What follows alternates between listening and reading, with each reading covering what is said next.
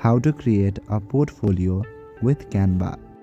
Hello everyone, in this video I'm gonna show you two methods from which you can design a good looking portfolio in Canva. Firstly, open any of your preferred web browser. After that, go to canva.com. In Canva, go to create a design at the top left corner. Now select a canvas for your design.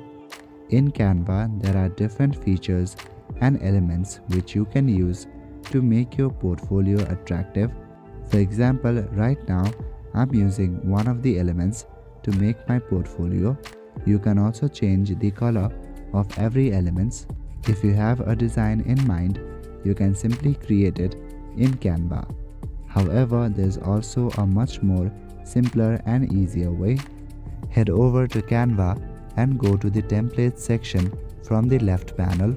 Go to the search bar on the top and search for portfolio. Search for it and you will see different templates right here. You can scroll down and select the one that you like. Just to show you guys, I'm gonna tap here and click on customize this template. Now you can add or remove any of these elements to make it yours. So that is it for this video. I will see you in the next one. Thank you.